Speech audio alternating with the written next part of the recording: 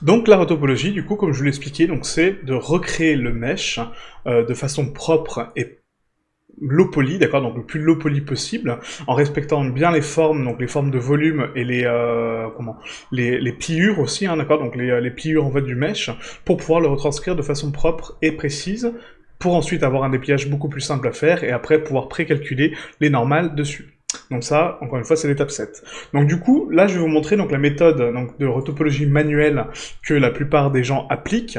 C'est en fait de créer un plan, de le projeter contre la surface de notre mesh, et ensuite de créer donc de la géométrie annexe pour pouvoir le retranscrire. Donc là, je vous montre la méthode. Donc pour ce faire, on va faire ici donc Shift A Mesh Plan. On va faire un RX pour tourner mon plan sur l'axe X.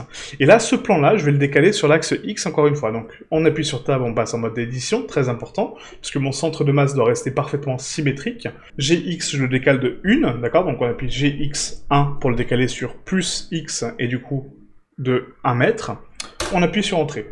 Donc là, maintenant, j'ai mon plan qui est parfaitement symétrique, puisqu'il a donc sa jonction, d'accord, donc son centre d'origine au centre de ma scène, et là je peux appliquer un modificateur de miroir.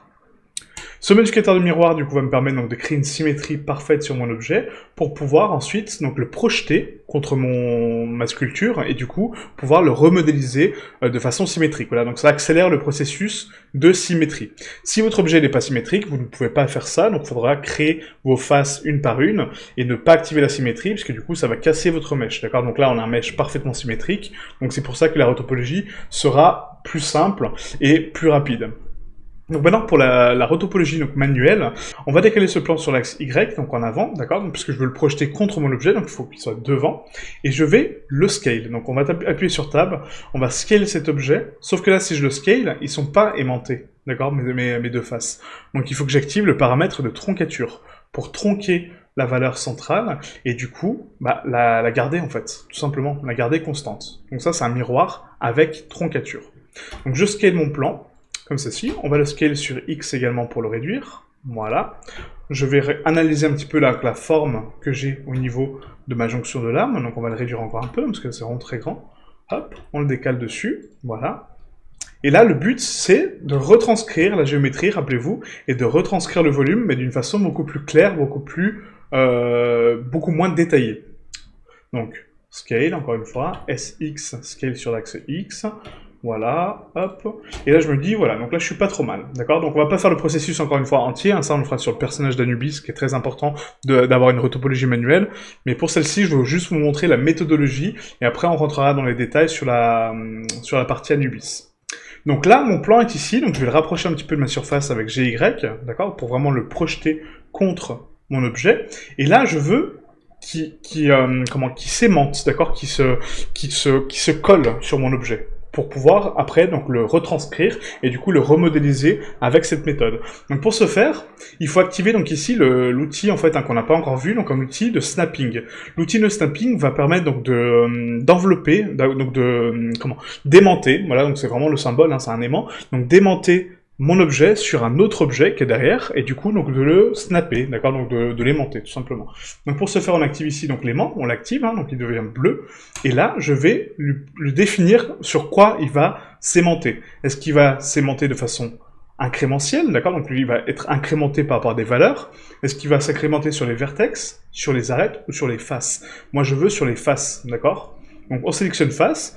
On applique ici donc la projection sur lui-même, très important, et on applique la projection sur les éléments individuels. Donc il va se projeter sur des éléments individuels.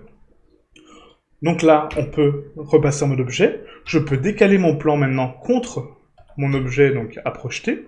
Sauf que là, je me dis, oui, t'as activé l'aimant, d'accord, mais ça retranscrit pas forcément les formes que j'ai derrière. Pourquoi?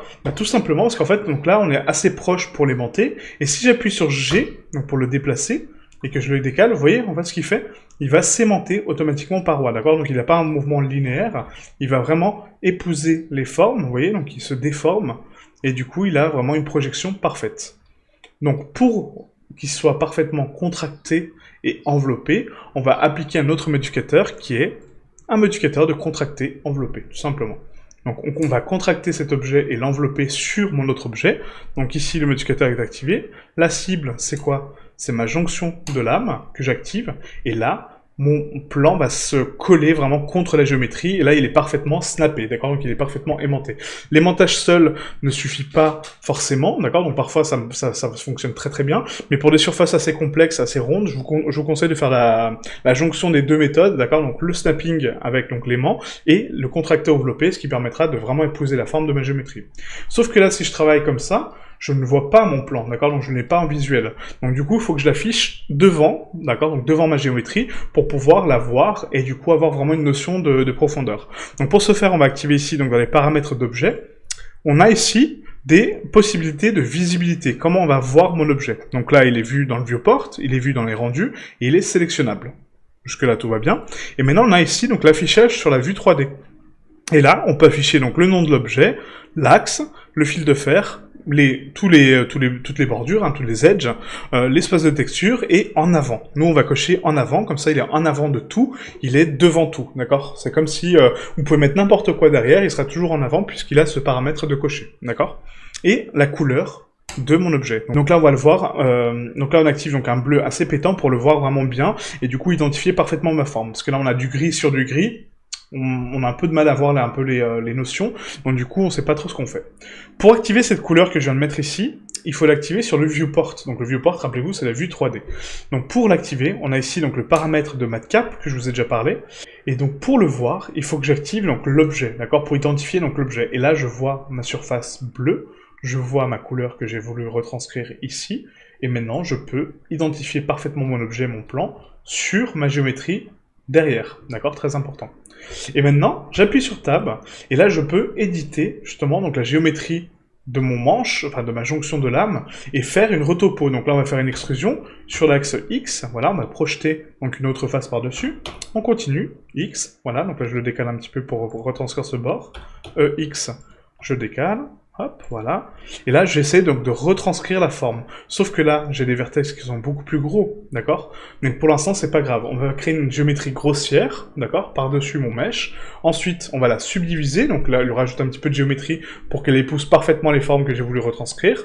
Et ensuite, le paramètre de projection, donc de contractation, et ensuite, donc, le paramètre de projection, donc projeté contre l'objet, va s'adapter parfaitement à mes formes, et du coup, va les retranscrire avec une topologie beaucoup plus propre que celle que j'avais à l'origine. Voilà, donc ça, c'est la retopologie manuelle, et c'est ce qu'on fera sur le Kujugu Anubis, donc le personnage, d'accord? Donc nous, on va faire de la retopologie automatique pour cet objet, mais je voulais vous montrer en tout cas la première méthode de retopologie manuelle pour vous montrer en quoi ça consiste, d'accord? Donc c'est recréer une géométrie propre autour de mon objet qui va se contracter, qui va s'envelopper à l'objet de base pour pouvoir le retranscrire. Aussi simple que ça.